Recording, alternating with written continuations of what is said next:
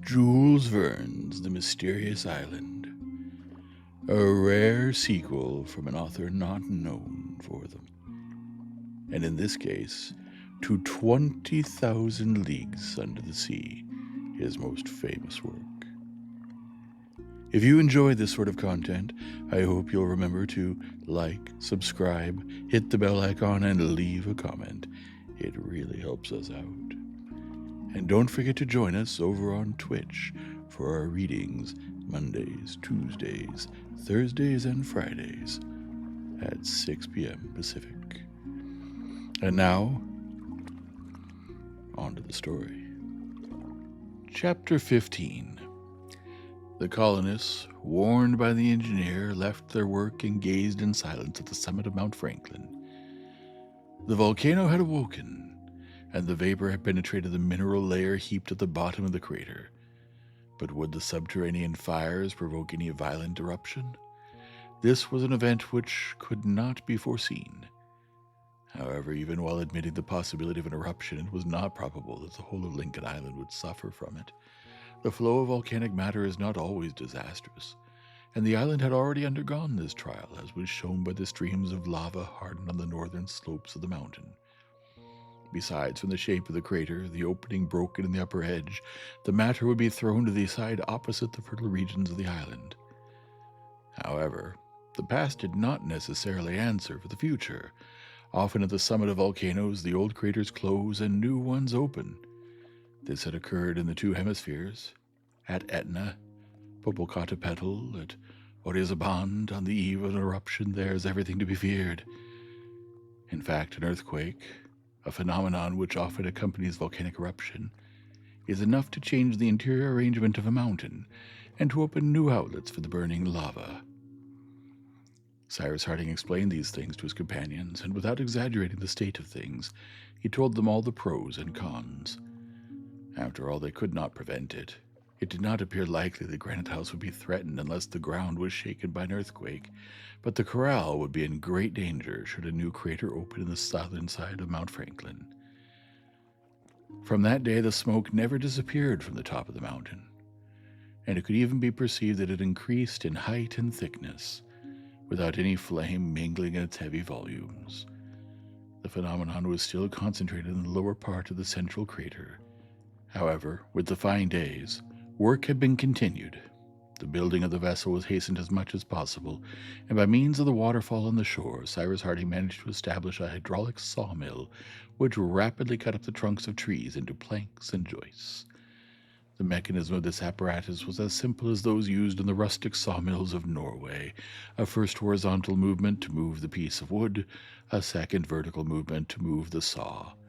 This was all that was wanted, and the engineer succeeded by means of a wheel, 2 cylinders, and pulleys properly arranged. Towards the end of the month of September, the skeleton of the vessel, which was to be rigged as a schooner, lay in the dockyard. The ribs were almost entirely completed, and all the timbers having been sustained by a provisional band, the shape of the vessel could already be seen. The schooner, sharp in the bows, very slender in the after part, would evidently be suitable for a long voyage if wanted, but laying the planking would still take a considerable time.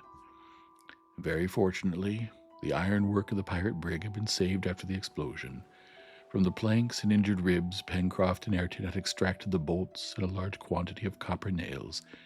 It was so much work saved for the smiths, but the carpenters had much to do. Shipbuilding was interrupted for a week for the harvest, the haymaking, and the gathering in of the different crops on the plateau. This work finished, every moment was devoted to finishing the schooner. When night came, the workmen were really quite exhausted, so as not to lose any time, they had changed the hours for their meals. They dined at 12 o'clock, and only had their supper when daylight failed them. They then ascended to Granite House, when they were always ready to go to bed. Sometimes, however, when the conversation bore on some interesting subject, the hour for sleep was delayed for a time. The colonists then spoke of the future, and talked willingly of the changes which a voyage in the schooner to inhabited lands would make in their situation. But always in the midst of these plans prevailed the thought of a subsequent return to Lincoln Island, Never would they abandon this colony, found it was so much labor and with such success, and to which a communication with America would afford a fresh impetus. Pencroft and Neb especially hoped to end their days there. "Herbert," said the sailor, "you will never abandon Lincoln Island." "Never, Pencroft, and especially if you make up your mind to stay there." "That was made up long ago, my boy," answered Pencroft. "I shall expect you. You will bring me your wife and children, and I shall make jolly chaps of your youngsters." "That's agreed," replied Herbert, laughing and blushing at the same time. "And you, Captain Harding," resumed Pencroft enthusiastically, "you will be still the governor of the island. How many inhabitants could it support? 10,000 at least." They talked in this way, allowing Pencroft to run on, and at last the reporter actually started a newspaper, the New Lincoln Herald. So is man's heart. The desire to perform a work which will endure, which will survive him, is the origin of his superiority over all other living creatures here below. It is this which has established his dominion, and this it is which justifies it over all the world. After that, who knows if Jupe and Top had not themselves a little dream of the future? Ayrton silently said to himself that he would like to see Lord Glenarvan again, and show himself to all restored. One evening, on the 15th of October, the conversation was prolonged later than usual. It was 9 o'clock. Already long, badly concealed yawns gave warning of the hour of rest, and Pencroft was proceeding towards his bed, when the electric bell, placed in the dining room, suddenly rang. All were there: Cyrus Harding, Gideon Spilett, Herbert, Ayrton, Pencroft, Neb. Therefore none of the colonists were at the corral. Cyrus Harding rose. His companions stared at each other, scarcely believing their ears. "What does that mean?" cried Neb. "Was it the devil who rang it?" No one answered. "The weather is stormy," observed Herbert. "Might not its influence of electricity—" Herbert did not finish his phrase. The engineer, towards whom all eyes were turned, shook his head negatively. "We must wait," said Gideon Spilett. "If it is a signal, whoever it may be who has made it, he will renew it." "But who do you think it is?" cried Neb. "Who," answered Pencroft, "but he?" The sailor's sentence was cut short by a new tinkle of the bell. Harding went to the apparatus and sent this question to the corral: "What do you want?" A few moments later the needle, moving on the alphabetic dial, gave this reply to the tenants of Granite House: "Come to the corral immediately." "At last!" exclaimed Harding. Yes, at last, the mystery was about to be unveiled. The colonists' fatigue had disappeared before the tremendous interest which was about to urge them to the corral, and all wish for rest had ceased. Without having uttered a word, in a few moments they had left Granite House and were standing on the beach. Jupe and Top alone were left behind. They could do without them. The night was black. The new moon had disappeared at the same time as the sun. As Herbert had observed, great stormy clouds formed a lowering and heavy vault, preventing any star rays. A few lightning flashes, reflections from a distant storm, illuminated the horizon. It was possible that a few hours later the thunder would roll over the island itself. The night was very threatening. But however deep the darkness was, it would not prevent them from finding the familiar road to the corral. They ascended the left bank of the Mercy, reached the plateau, passed the bridge over Creek Glycerin, and advanced through the forest. They walked at a good pace, a prey to the liveliest emotion. There was no doubt but that they were now going to learn the long-searched-for answer to the enigma, the name of that mysterious being so deeply concerned in their life, so generous in his influence, so powerful in his action. Must not this stranger have indeed mingled with their existence, have known the smallest details, have heard all that was said in Granite House, to have been able always to act in the very nick of time? Every one, wrapped up in his own reflections, pressed forward. Under the arch of trees, the darkness was such that even the edge of the road could not be seen. Not a sound in the forest. Both animals and birds, influenced by the heaviness of the atmosphere, remained motionless and silent. Not a breath disturbed the leaves. The footsteps of the colonists alone resounded on the hardest ground. During the first quarter of an hour, the silence was only interrupted by this remark from Pencroft. "We ought to have brought a torch." And by this reply from the engineer, "We shall find one at the corral." Harding and his companions had left Granite House at 12 minutes past 9. At 47 minutes past 9, they had traversed 3 out of the 5 miles which separated the mouth of the Mercy from the corral. At that moment, sheets of lightning spread over the island and illumined the dark trees. The flashes dazzled and almost blinded them. Evidently the storm would not be long in bursting forth. The flashes gradually grew brighter and more rapid. Distant thunder growled in the sky. The atmosphere was stifling. The colonists proceeded as if they were urged onwards by some irresistible force. At 10 o'clock, a vivid flash showed them the palisade, and as they reached the gate, the storm burst forth with tremendous fury. In a minute, the corral was crossed, and Harding stood before the hut. Probably the house was occupied by the strangers, since it was from thence that the telegram had been sent. However, no light shone through the window. The engineer knocked at the door. No answer. Cyrus Harding opened the door, and the settlers entered the room, which was perfectly dark. A light was struck by Neb, and in a few moments the lantern was lighted and the light thrown into every corner of the room. There was no one there. Everything was in the state in which it had been left. "Have we been deceived by an illusion?" murmured Cyrus Harding. No, that was not possible. The telegram had clearly said, "Come to the corral immediately." They approached the table specially devoted to the use of the wire. Everything was in order, the pile and the box containing it, as well as all the apparatus. "Who came here the last time?" asked the engineer. "I did, Captain," answered Ayrton. "And that was 4 days ago." "Ah, a note," cried Herbert, pointing to a paper lying on the table. On this paper were written these words in English: "Follow the new wire." "Forward!" cried Harding, who understood that the dispatch had not been sent from the corral, but from the mysterious retreat communicating directly with Granite House by means of a supplementary wire joined to the old one. Neb took the lighted lantern, and all left the corral. The storm then burst forth with tremendous violence. The interval between each lightning flash and each thunderclap diminished rapidly. The summit of the volcano with its plume of vapor could only be seen by occasional flashes. There was no telegraphic communication in any part of the corral between the house and the palisade, but the engineer, running straight to the first post, saw by the light of a flash a new wire hanging from the isolator to the ground. "There it is," said he. This wire lay along the ground, and was surrounded with an isolating substance like a submarine cable, so as to assure the free transmission of the current. It appeared to pass through the wood and use the southern spurs of the mountain, and consequently it ran towards the west. "Follow it," said Cyrus Harding, and the settlers immediately pressed forward, guided by the wire. The thunder continued to roar with such violence that not a word could be heard.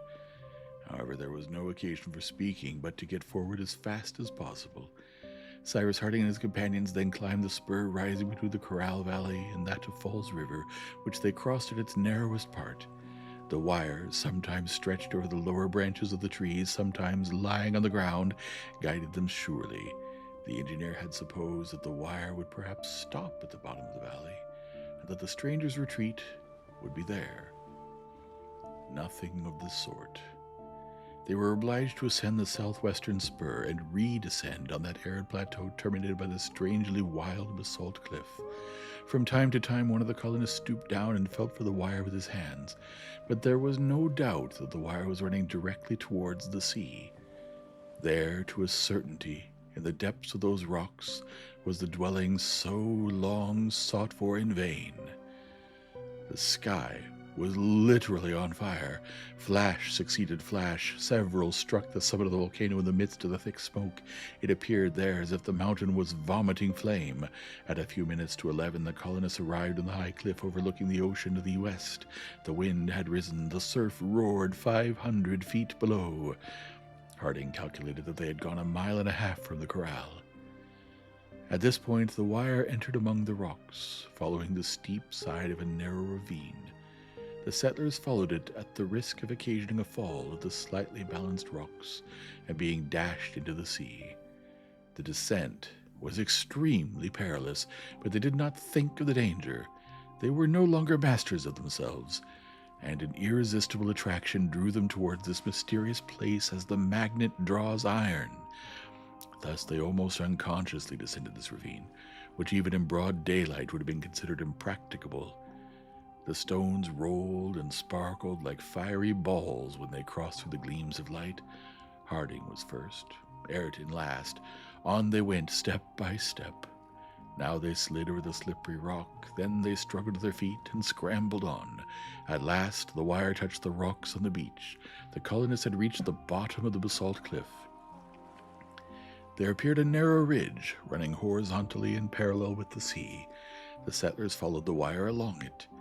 They had not gone 100 paces when the ridge, by a moderate incline, sloped down to the level of the sea. The engineer seized the wire and found that it disappeared beneath the waves.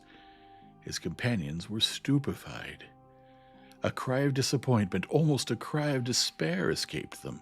Must they then plunge beneath the water and seek there for some submarine cavern? In their excited state, they would not have hesitated to do it. The engineer stopped them. He led his companions to a hollow in the rocks, and there— "We must wait," said he. "The tide is high. At low water, the way will be open." "But what can make you think—" asked Pencroft. "He would not have called us if the means had been wanting to enable us to reach him." Cyrus Harding spoke in a tone of such thorough conviction that no objection was raised. His remark, besides, was logical. It was quite possible that an opening, practicable at low water, though hidden now by the high tide, opened at the foot of the cliff. There was some time to wait. The colonists remained silently crouching in a deep hollow. Rain now began to fall in torrents. The thunder was re-echoed among the rocks with a grand sonorousness. The colonists' emotion was great. 1,000 strange and extraordinary ideas crossed their brains, and they expected some grand and superhuman apparition, which alone could come up to the notion that they had formed of the mysterious genius of the island. At midnight, Harding, carrying the lantern, descended to the beach to reconnoiter. The engineer was not mistaken. The beginning of an immense excavation could be seen under the water. There, the wire, bending at a right angle, entered the yawning gulf. Cyrus Harding returned to his companions and said simply, "In an hour, the opening will be practicable." "It is there, then?" said Pencroft. "Did you doubt it?" returned Harding. "But this cavern must be filled with water to a certain height," observed Herbert. "Either the cavern will be completely dry," replied Harding, "and in that case we can traverse it on foot, or it will not be dry, and some means of transport will be put at our disposal." An hour passed. All climbed down through the rain to the level of the sea. There was now 8 feet of the opening above the water.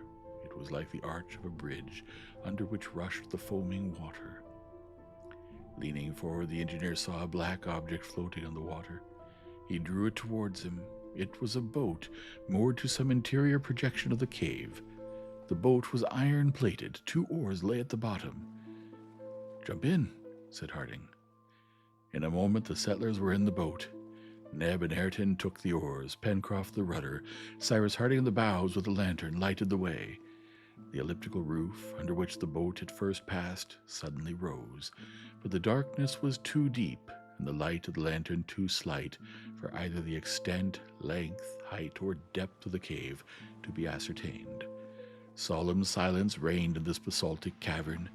Not a sound could penetrate into it. Even the thunder peals could not pierce its thick sides. Such immense caves exist in various parts of the world, natural crypts dating from the geological epoch of the globe. Some are filled by the sea, others contain entire lakes in their sides, such as Fingal's Cave in the island of Staffa, one of the Hebrides. Such are the caves of Morgat in the Bay of Douarnenez in Brittany, the caves of Bonifacio in Corsica, those of Lys Fjord in Norway. Such are the immense Mammoth Caverns in Kentucky, 500 feet in height and more than 20 miles in length. In many parts of the globe, nature has excavated these caverns and preserved them for the admiration of man. Did the cavern which the settlers were now exploring extend to the center of the island? For a quarter of an hour the boat had been advancing, making detours, indicated to Pencroft by the engineer in short sentences, when all at once, "More to the right," he commanded. The boat, altering its course, came up alongside the right wall. The engineer wished to see if the wires still ran along the side. The wire was there, fastened to the rock. "Forward," said Harding. And the two oars, plunging into the dark waters, urged the boat onwards. On they went for another quarter of an hour, and a distance of half a mile must have been cleared from the mouth of the cave when Harding's voice was again heard. "Stop," said he. The boat stopped, and the colonists perceived a bright light illuminating the vast cavern, so deeply excavated in the bowels of the island, of which nothing had ever led them to suspect the existence. At a height of 100 feet rose the vaulted roof, supported on basalt shafts. Irregular arches, strange moldings appeared on the columns erected by nature in thousands from the first epochs of the formation of the globe. The basalt pillars, fitted one into the other, measured from 40 to 50 feet in height, and the water, calm in spite of the tumult inside. And the water, calm in spite of the tumult outside, washed their base. No, I don't like that reading. The basalt pillars, fitted one into the other, measured from 40 to 50 feet in height, and the water, calm in spite of the tumult outside, washed their base.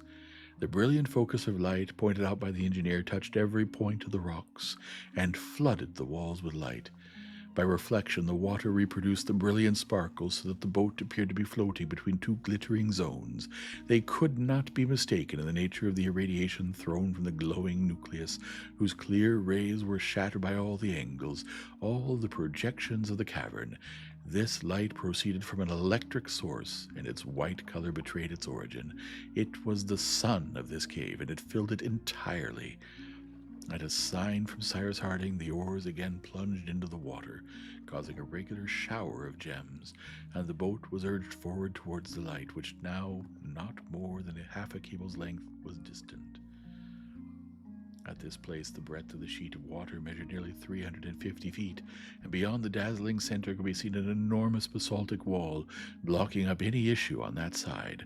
The cavern widened here considerably, the sea forming a little lake, but the roof, the side walls, the end cliff, all the prisms, all the peaks, were flooded with the electric fluid so that the brilliancy belonged to them, and as if the light issued from them. In the center of the lake, a long, cigar-shaped object floated on the surface of the water, silent, motionless. The brilliancy which issued from it escaped from its sides as from two kilns heated to a white heat.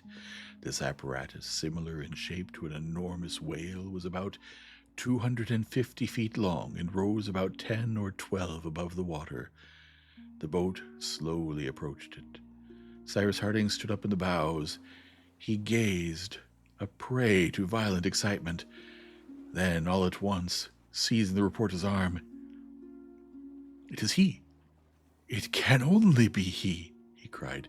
"He—" Then, falling back on the seat, he murmured a name which Gideon Spilett alone could hear. The reporter evidently knew this name, for it had a wonderful effect upon him, and he answered in a hoarse voice, "He? An outlawed man?" "He," said Cyrus Harding. At the engineer's command, the boat approached the singular floating apparatus. The boat touched the left side, from which escaped a ray of light through a thick glass. Harding and his companions mounted on the platform. An open hatchway was there. All darted down the opening. At the bottom of the ladder was a deck, lighted by electricity. At the end of this deck was a door, which Harding opened. A richly ornamented room, quickly traversed by the colonists, was joined to a library, over which a luminous ceiling shed a flood of light. At the end of the library, a large door, also shut, was opened by the engineer. An immense saloon, a sort of museum in which were heaped up, with all the treasures of the mineral world, works of art, marvels of industry, appeared before the eyes of the colonists, who almost thought themselves suddenly transported into a land of enchantment. Stretched on a rich sofa, they saw a man who did not appear to notice their presence. Then Harding raised his voice, and to the extreme surprise of his companions, he uttered these words: "Captain Nemo, you asked for us. We are here." End of Chapter 15. Chapter 16. At these words the reclining figure rose, and the electric light fell upon his countenance. A magnificent head, the forehead high, the glance commanding, beard white, hair abundant and falling over the shoulders. His hand rested upon the cushion of the divan from which he had just risen. He appeared perfectly calm. It was evident that his strength had been gradually undermined by illness, but his voice seemed yet powerful as he said in English, and in a tone which evinced extreme surprise, "Sir, I have no name." "Nevertheless, I know you," replied Cyrus Harding. Captain Nemo fixed his penetrating gaze upon the engineer as though he were about to annihilate him. Then, falling back amid the pillows of the divan, "After all, what matters now?" he murmured. "I am dying." Cyrus Harding drew near the captain, and Gideon Spilett took his hand. It was of a feverish heat. Ayrton, Pencroft, Herbert, and Neb stood respectfully apart in an angle of the magnificent saloon, whose atmosphere was saturated with the electric fluid. Meanwhile, Captain Nemo withdrew his hand and motioned the engineer and the reporter to be seated. All regarded him with profound emotion. Before them they beheld that being whom they had styled the genius of the island, the powerful protector whose intervention in so many circumstances had been so efficacious, the benefactor to whom they owed such a debt of gratitude. Their eyes beheld a man only, and a man at the point of death, where Pencroft and Neb had expected to find an almost supernatural being. But how happened it that Cyrus Harding had recognized Captain Nemo? Why had the latter so suddenly risen on hearing this name uttered, a name which he had believed known to none? The captain had resumed his position on the divan, and leaning on his arm, he regarded the engineer, seated near him. "You know the name I formerly bore, sir?" he asked. "I do," answered Cyrus Harding, "and also that of this wonderful submarine vessel." "The Nautilus?" said the captain with a faint smile. "The Nautilus." "But do you know who I am?" "I do." "It is nevertheless many years since I have held any communication with the inhabited world. 3 long years have I passed in the depth of the sea, the only place where I found liberty. Who then can have betrayed my secret?" "A man who was bound to you by no tie, Captain Nemo, and who consequently cannot be accused of treachery." "The Frenchman who was cast on board my vessel by chance 16 years since?" "The same." "He and his 2 companions did not then perish in the maelstrom, in the midst of which the Nautilus was struggling?" They escaped, and a book has appeared under the title of 20,000 Leagues Under the Sea, which contains your history. The history of a few months only of my life, interrupted the captain impetuously. It is true, answered Cyrus Harding, but a few months of that strange life have sufficed to make you known. As a great criminal, doubtless, said Captain Nemo, a haughty smile curling his lips. Yes, a rebel, perhaps an outlaw against humanity. The engineer was silent. Well, sir, it is not for me to judge you, Captain Nemo, answered Cyrus Harding. At any rate, as regards your past life, I am, with the rest of the world, ignorant of the motives which induced you to adopt this strange mode of existence, and I cannot judge of effects without knowing their causes. But what I do know is that a beneficent hand has constantly protected us since our arrival on Lincoln Island, that we all owe our lives to a good, generous, and powerful being, and that this being so powerful, good, and generous, Captain Nemo, is yourself. It is I, answered the captain simply. The engineer and the reporter rose. Their companions had drawn near, and the gratitude with which their hearts were charged was about to express itself in their gestures and words. Captain Nemo stopped them by a sign, and in a voice which betrayed more emotion than he doubtless intended to show, "Wait till you have heard all," he said.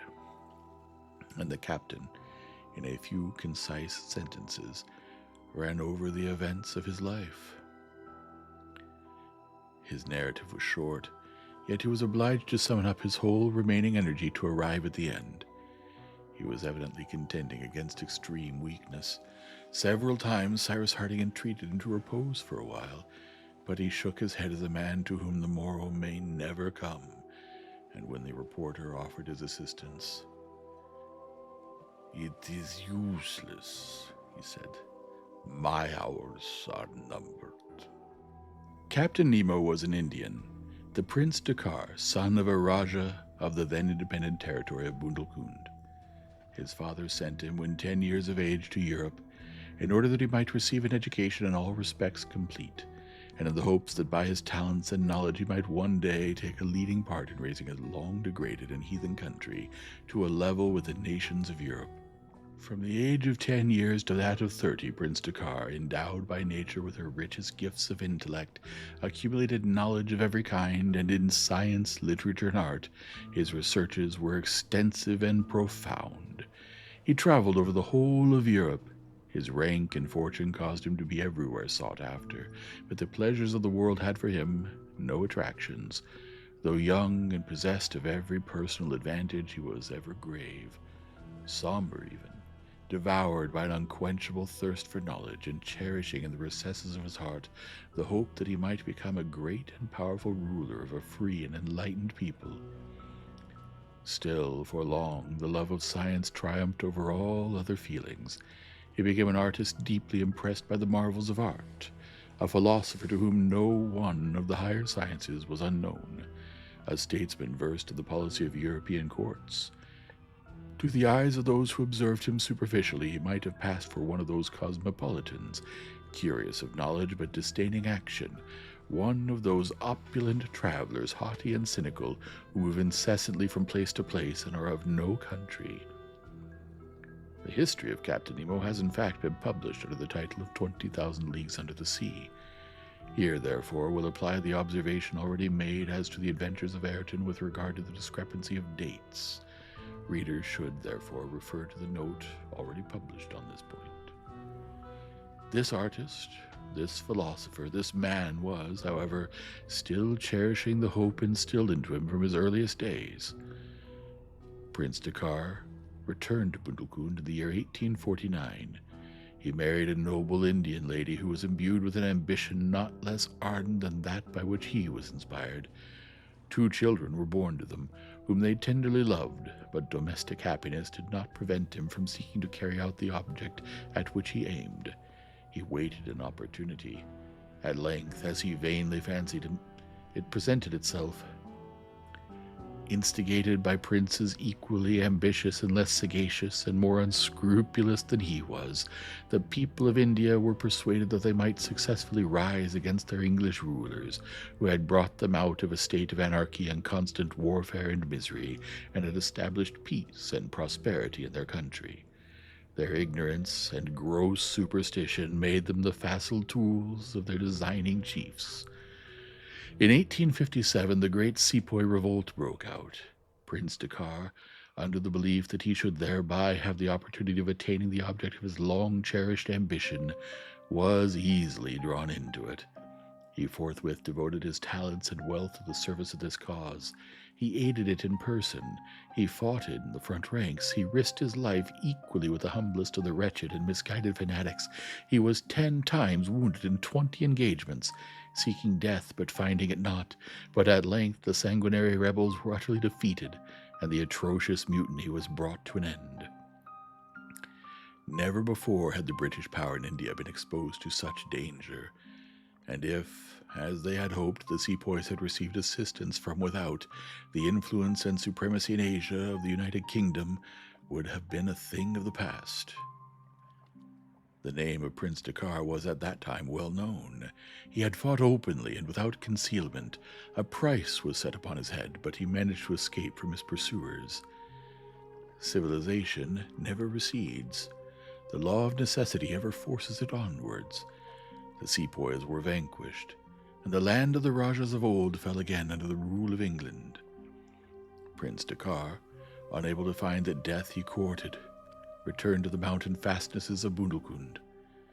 There, alone in the world, overcome by disappointment at the destruction of all his vain hopes, a prey to profound disgust for all human beings, filled with hatred of the civilized world, he realized the wreck of his fortune, assembled some score of his most faithful companions, and one day disappeared, leaving no trace behind.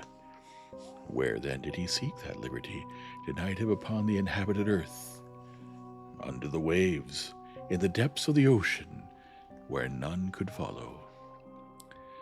The warrior became a man of science. Upon a deserted island of the Pacific, he established his dockyard, and there a submarine vessel was constructed from his designs. By methods which will at some future day be revealed, he had rendered subservient the illimitable forces of electricity, which, extracted from inexhaustible sources, was employed for all the requirements of his floating equipage, as a moving, lighting, and heating agent.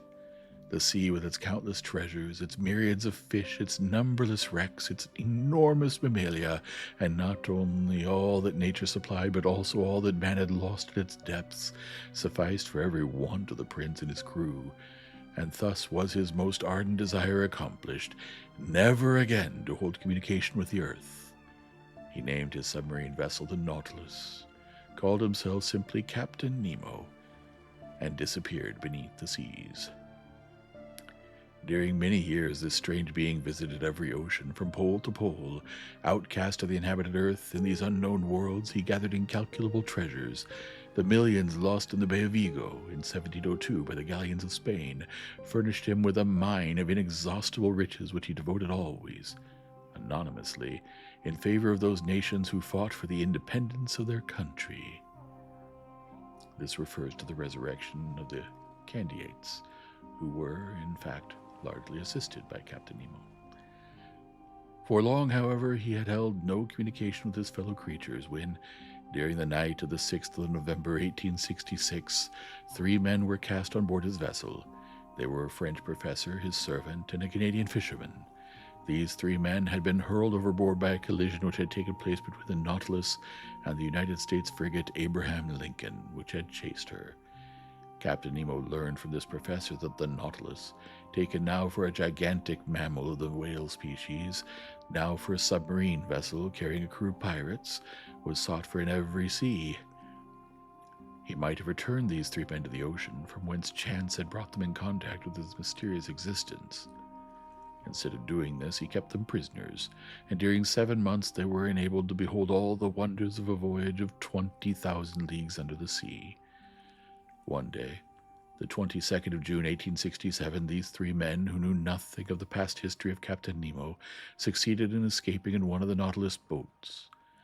But as at this time the Nautilus was drawn into the vortex of the maelstrom off the coast of Norway, the captain naturally believed that the fugitives, engulfed in that frightful whirlpool, found their death at the bottom of the abyss. He was unaware that the Frenchman and his two companions had been miraculously cast on shore, that the fishermen of the Lofoten Islands had rendered them assistance, and that the professor, on his return to France, had published that work in which 7 months of the strange and eventful navigation of the Nautilus were narrated and exposed to the curiosity of the public. For a long time after this, Captain Nemo continued to live thus, traversing every sea. But one by one his companions died, and found their last resting place in their cemetery of coral in the bed of the Pacific. At last, Captain Nemo remained the solitary survivor of all those who had taken refuge with him in the depths of the ocean. He was now 60 years of age. Although alone, he succeeded in navigating the Nautilus towards one of those submarine caverns which had sometimes served him as a harbor. One of these ports was hulled beneath Lincoln Island, and at this moment furnished an asylum to the Nautilus.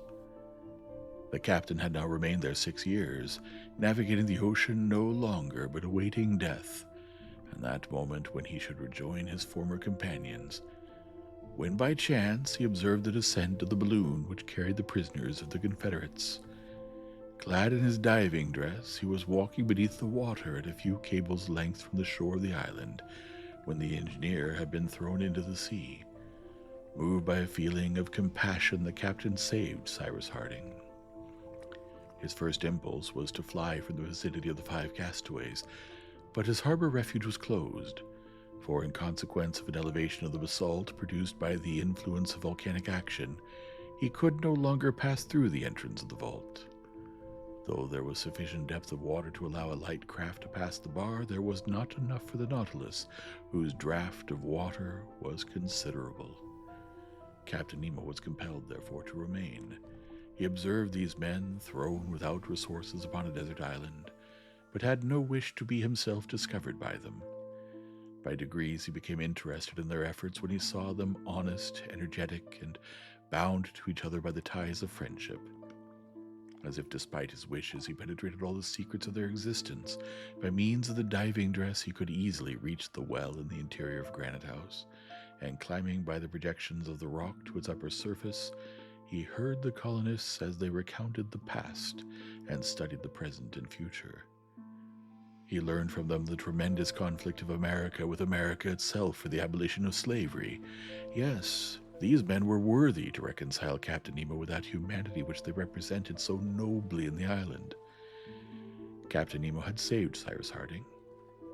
It was also he who had brought back the dog to the Chimneys, who rescued Top from the waters of the lake, who caused to fall at Flotsam Point the case containing so many things useful to the colonists, who conveyed the canoe back into the stream of the Mersey, who cast the cord from the top of Granite House at the time of the attack by the baboons, who made known the presence of Ayrton upon Tabor Island by means of the document enclosed in the bottle, who caused the explosion of the brig by the shock of a torpedo placed at the bottom of the canal, who saved Herbert from certain death by bringing the sulfate of quinine, and finally, it was he who had killed the convicts with the electric balls of which he possessed the secret, and which he employed in the chase of submarine creatures.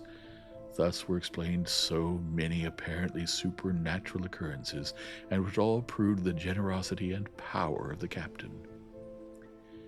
Nevertheless, this noble misanthrope longed to benefit his protégés still further. There yet remained much useful advice to give them, and his heart being softened by the approach of death, he invited, as we are aware, the colonists of Granite House to visit the Nautilus, by means of a wire which connected it with the corral. Possibly he would not have done this had he been aware that Cyrus Harding was sufficiently acquainted with his history to address him by the name of Nemo. The captain concluded the narrative of his life. Cyrus Harding then spoke. He recalled all the incidents which had exercised so beneficent an influence upon the colony, and in the names of his companions and himself thanked the generous being to whom they owed so much. But Captain Nemo paid little attention. His mind appeared to be absorbed by one idea, and without taking the proffered hand of the engineer, "Now, sir," said he, "now that you know my history, your judgment." In saying this, the captain evidently alluded to an important incident witnessed by the three strangers thrown on board his vessel, and which the French professor had related in his work, causing a profound and terrible sensation.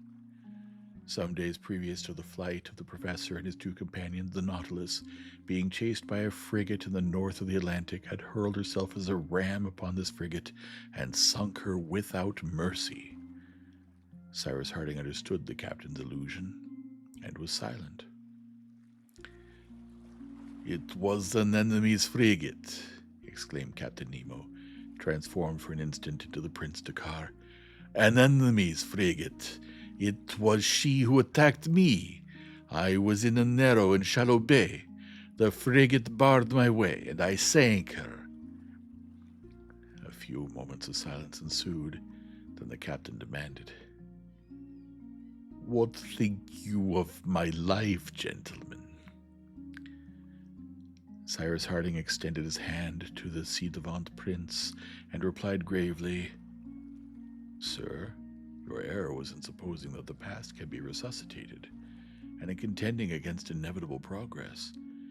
It is one of those errors which some admire, others blame, which God alone can judge. He who is mistaken in an action which he sincerely believes to be right may be an enemy, but retains our esteem. Your error is one that we may admire, and your name has nothing to fear from the judgment of history, which does not condemn heroic folly, but its results." The old man's breast swelled with emotion, and raising his hand to heaven, "Was I wrong or in the right?" he murmured. Cyrus Harding replied, "All great actions return to God, from whom they are derived, Captain Nemo.